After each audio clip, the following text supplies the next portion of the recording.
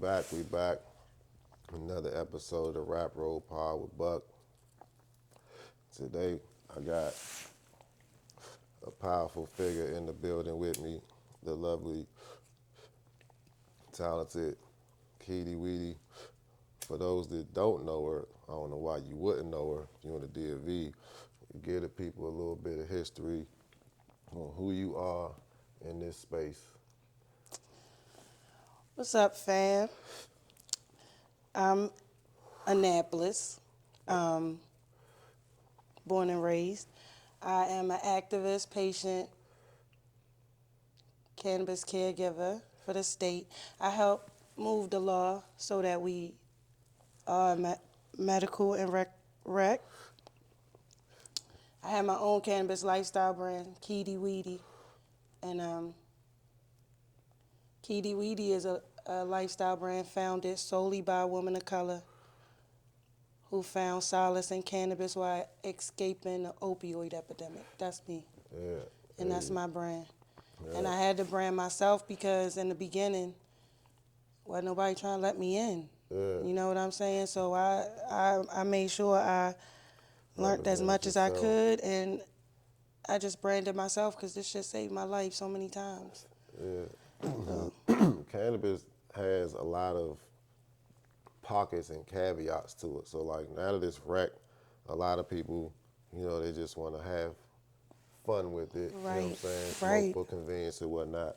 But before that, there's people like yourself who are on the medical side of it that advocated and fought for the rights of patients and people who had different types of conditions that help their life, and not just, they're medicated. And like you said, to escape opioids, there's a lot of people who have different physical ailments and things of that nature that doctors prescribe pills for and don't necessarily cooperate with them or their lifestyle. Or they overdo it. You know what I'm saying? Because they might have a dependency that they're not aware of, or they might be aware of. You know what I'm saying? Yep.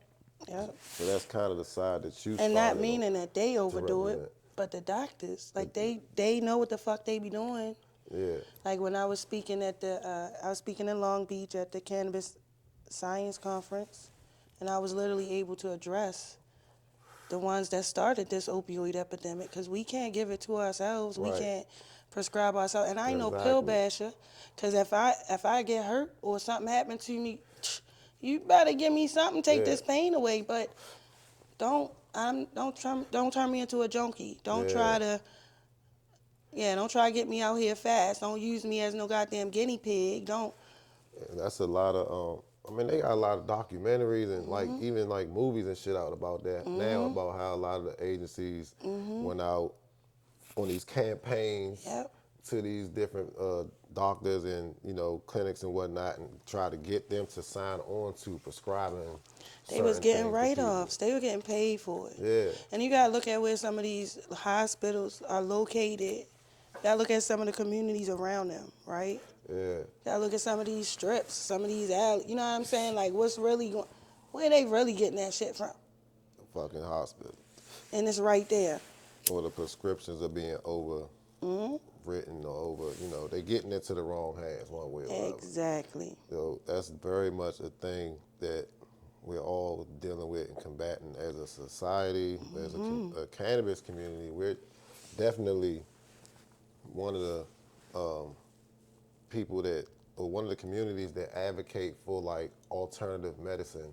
You know what I'm saying? Because like I got a bad back, so I smoke different types of weed for my motherfucking ailments and shit. Fucking right. So I don't have to feel a lot of these fucking pains and sharp stings and things of that nature. Different people smoke for different reasons. It's not all recreation.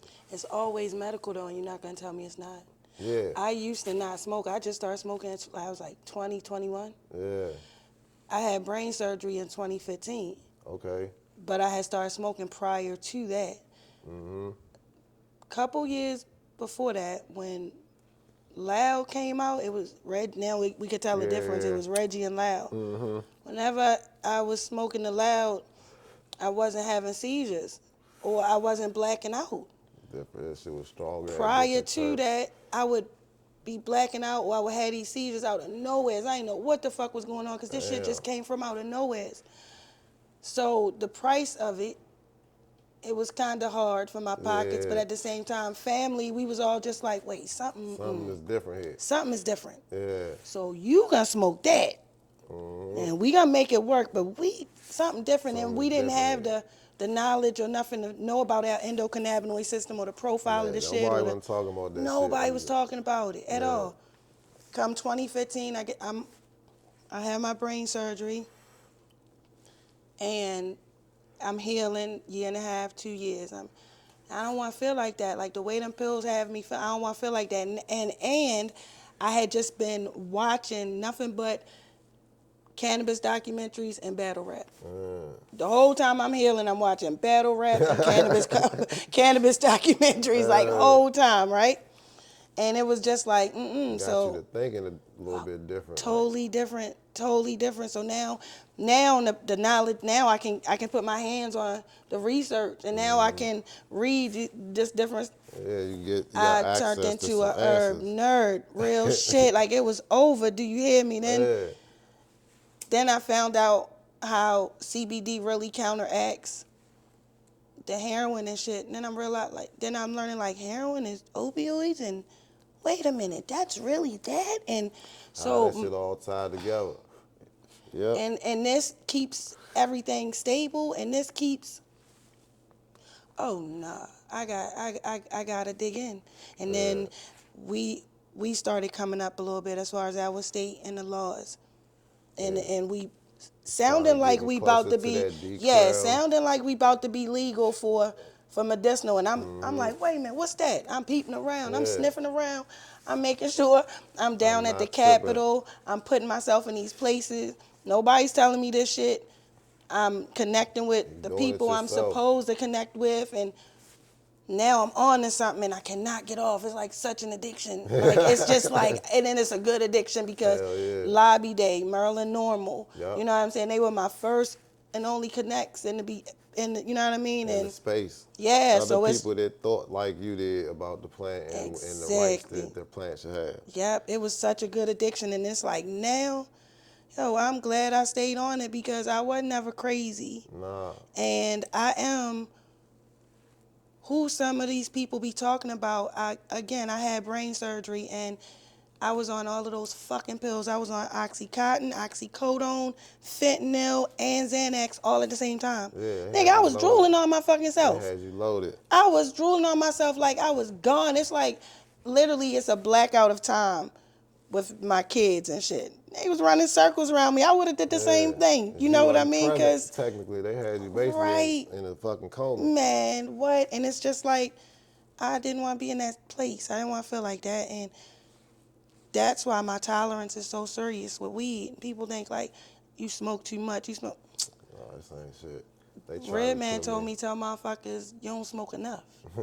Because real shit, it levels out my pain. It's shit that I don't feel. It's like I can maneuver. Function. I can function. I'm not couch locked. Nah.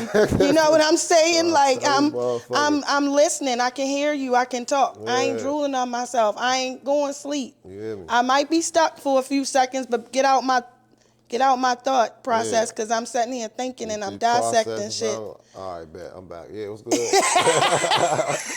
Right. That's what it be, man. Let me try to tell motherfuckers. So I'm that person, and if I gotta be that person that stand in the gap, that you can touch, feel, and see, ask me them fucking questions. I am right here. What you need? You want to get in the industry? I might have a connection to somebody that knows somebody.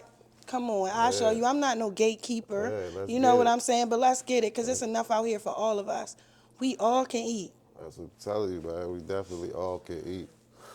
We all can eat. Good looking. You got ashtray right there. Oh, good looking. Thanks. We finally got the 2-table scenario worked out. You know I love it. Oh. I love it. Let me see your light again. I'm always short of something. Need to take heed to these types of things. Like, there are gatekeepers, you know what I'm saying? But all the time, that shit don't really stop nothing. If you really want to get to something or get to know how to do something, there's more than enough ways to educate yourself, and there's more than enough people out here that's trying to educate people. You know what I'm saying? So I think a lot of people just need to get out of their shell and move their ass, more or less. They need to get out their way. They in their own way sometimes. We talk ourselves off the ledge a lot of times too. We do. We don't really. We do.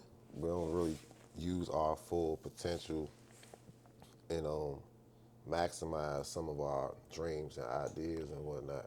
And our dreams can exceed our expectations. And that's some shit that I just learned in the past 4 years, because I've been going through it.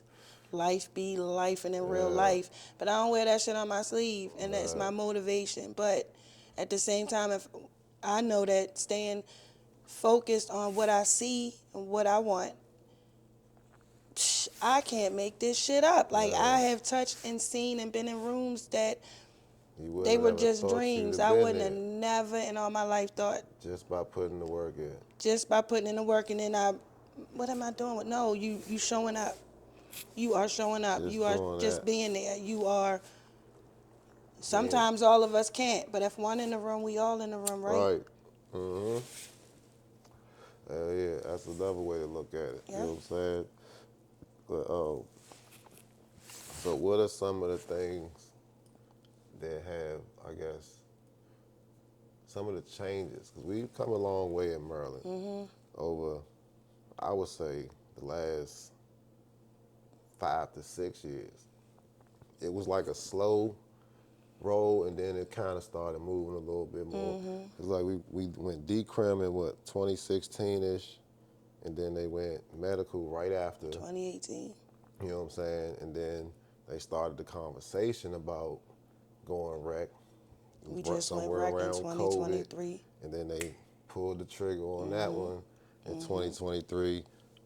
I think personally that Virginia going rec kind of accelerated that shit. I think they were tap dancing a little bit. They were. And then when Virginia went rec, they were like, oh, nah, fuck that. We got to get this money. And that's how they be doing, though. You know And what it's I'm so saying? funny because it don't make no sense. It don't make no sense how these states do that. Yeah. They just be playing around each other like. Dancing and shit. Who doing what? Oh, nah. You know what I'm saying? Because the geography of it all. You got Maryland, D.C., Virginia right there. Then you got Jersey right up the street. And New York right there. Yep. PA and Delaware right in the middle. And Jersey and and New York went green. Then Virginia went green. Yep. And D.C. was already green. Maryland was like, hold up. Oh, no, you can't leave me behind. Yeah, we in the middle of all this traffic. You know what I'm saying? Like, what's some of the things over the years you've seen that kind of, made you smile, I guess, as far as the progress that we've been able to make, or some of the things you want to see us, changes that still need to be made in the legislature? Let's start with that first. Y'all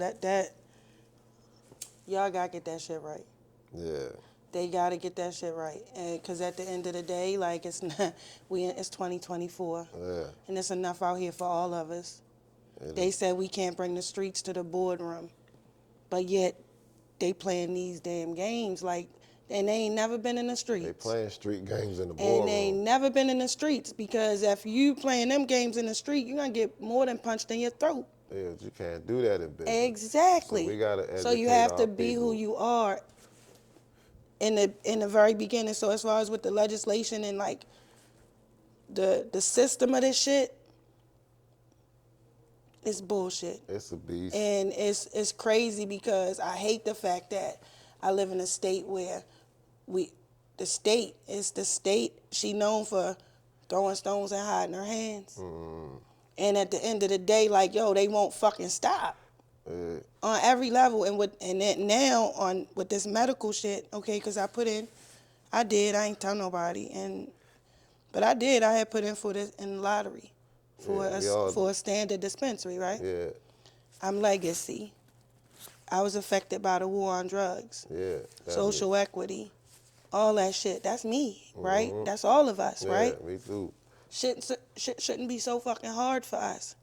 It's not. It shouldn't be that hard for us. So if I'm in New York and New Jersey and I'm helping them out and I'm seeing how they're literally helping out their community, but then when I come back home, I see my state putting up all of these fuck ass Barriers or barriers whatnot. that don't even make sense, and your ass keep on getting tapped for it, and you still won't stop. Yeah, they got a bunch of lawsuits and shit. And it's just crazy. So it's like, all right, what do? You just, all right, I can't help you because you're gonna have to learn because you won't stop. Yeah. So we just gotta, more of us we have to show up. Be present. We have to be present when they setting during legislative reference. We got to be present when they're in these rooms in there trying to set shit on the table and none of them experience it or know what it's about. They just want we have to be present. We have to show up. We don't wait for no fucking invitation. You don't. You just go. Just be there. You That's know? why I was telling Luke. Me and Luke talk about this shit all the time. Like you say, we gotta be present. Because a lot of the most of the people that complain about X, Y, Z, they don't. Yes, thank you. They don't come and even voice their At opinion. all. Voice their opinion when it actually matters, right? So all right, cool. The people that do show up, we all gotta kind of be on the same accord. Exactly. So we do have people that come, and everybody has their own gripe or Yeah. their own thing that they want fixed, right? Yeah. And then when we get down there, everybody's yelling their thing, You ain't and then lying. they're though. all sitting on the other side of the table, and they're all uniform in however they think. We had a whole few weeks to discuss Right. how we're going to be Right. uniform in what we Right. are for or not. Right. And then they're all on a bunch of different accords, you know what I'm saying? So like basically it's like by uniform, we're just gonna stick to this. They obviously don't know what Yeah. the fuck they want. If Yeah. they were all saying the same thing, That's true. they would probably be more prone to have to take into like, all right, this is the thing that needs to be fixed because everybody's saying that. That's true. You know what I'm saying? I That's don't true. really be on the lobbying side as much as I should, but I think that's probably I just part of became some a of that lobbyist shit. this year. For real? Somebody told me, and you know who you is, that I wouldn't be able to do it. They told me it was going to cost $2,000. They told me that they had to teach me. How to strategize for people. This whole time I've been in the space, I've been doing exactly That's what exactly lobbyists what you been been doing. Yeah. And I've been getting my community, I've been doing, I didn't know though. I didn't know. So then I go digging, y'all. Because I had met with Black Caucus and I'm down there enough, and you go to this website or you go to that website, and I was digging one day and it said something, I seen something lobbyist and it just caught my attention. Go in it. Half an hour later, I was a lobbyist and I didn't pay $2,000. Certification All that. or a license. All that. And I ain't have to pay for it. So we don't have to pay for it. No, it's just the job of persuasion and incentives. That's it. You know what I'm saying? Trying to persuade somebody to your perspective, and you want to incentivize them to write a bill or approve a bill that would go in their favor of that. And you know what you're supposed to do. So don't do that. But you don't do that shit that you would. Don't do that shit that you would. No. You gotta be, Do what you're supposed to do, and it's good. Like for real, the payout and the reward in the end is really good. But get out our own way, because a lot of stuff out there that we want to do is right at our hands, y'all. We just don't have. We just looking in the wrong places, or listening to the wrong people, or surrounding ourselves by wrong people. That too. Because soon as I changed my mindset, soon as I started thinking different, versus me complaining about what I was going through and paralyzing myself, I can't make this shit up. Your circle changes with your mindset. So like the type of things you do will dictate kind of like the people that's around you or whatever. Or you're gonna do the type of shit that the people around you do. So if you're talking to and hanging around a bunch of motherfuckers that ain't doing shit, you probably ain't gonna be doing shit either. Shit, you ain't. You know what I'm saying? You gotta be stuck. You gonna be stuck. Low vibrating ass. You surround yourself around high vibrations Yeah. and people that's trying to elevate and do a particular thing that you have your mindset on as well. That's what's gonna start to happen for you and whatnot. Yep. So hell yeah, the power of the thought Yep. and action. We're gonna take a quick little time out, man. I gotta roll me another J, cause I'm about to get it in. And we'll be right back with Keidy. Cut.